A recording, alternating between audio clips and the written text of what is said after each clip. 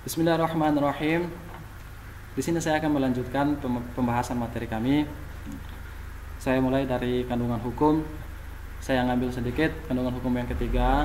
Saya bersifat melengkapi dari pembahasan yang telah dipaparkan oleh pemateri yang kedua tadi. Kandungan hukum yang ketiga, apakah ada ketentuan hukum bahwa sumpah menimbulkan dampak yang merugikan? Jadi dikutip dari beberapa pendapat para ulama bahwasanya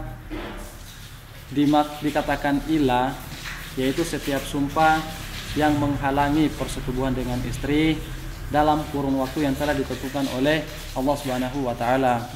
Yang mana pengucapannya tersebut ketika sang suami dalam kondisi marah dengan bermaksud untuk menimbulkan kerugian ya.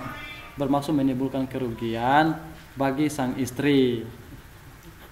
Kemudian kandungan hukum yang keempat yaitu apa yang dimaksud dengan kata kembali dalam ayat tersebut. Oke. Para jumhur ulama itu mengartikan bahwasanya yang dimaksud dengan kata kembali di sini yaitu melakukan persetubuhan dengan istri bagi orang yang tidak sedang berhalangan dalam melakukannya.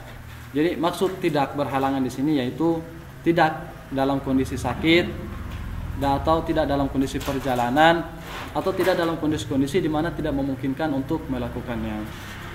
Sekarang kita masuk ke hikmah tasyri'.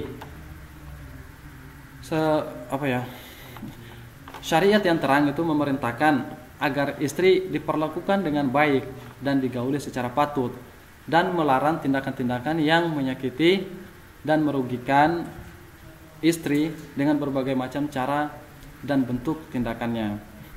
Lantaran ilah ini ditujukan kepada istri dan menjauhinya tanpa mempergaulinya selama dalam kurun waktu yang lama, tidak dimaksudkan kecuali untuk tujuan yang buruk bagi istri dan merugikannya, di mana status istri menjadi tergantung. Sementara ini termasuk tindakan yang bertolak belakang dengan ajaran Islam yang lurus, yang mana bertolak belakang dengan kewajiban menggauli istri secara patut dan tidak selaras dengan ajaran Islam.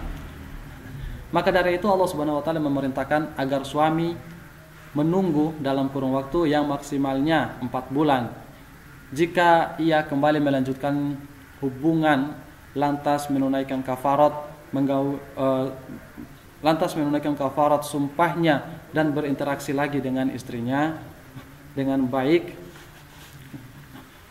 dan mempergaulinya dengan hal yang patut serta mencegah tindakan buruk dan sewenang-wenang, maka hukumnya istri tersebut tetap sebagai istrinya. Jika tidak, maka istri tersebut dikenai talak darinya lantaran sang suami tetap pada pendiriannya, yaitu tidak mau kembali kepada istrinya. Jadi ini merupakan bentuk keindahan syariat Islam yang bentuk keindahan syariat Islam yang terang, di mana syariat itu menghindari beban agar tidak sewenang-wenang dari tanggungan istri dan menyeru kepada kebajikan dan kebaikan dalam memperlakukan istri, serta menetapkan istri sebagai mitra suami dalam kehidupan rumah tangga yang bahagia, sakinah, mawaddah warahmah. Kurang lebih seperti itu. Akhir kata, Assalamualaikum warahmatullahi wabarakatuh.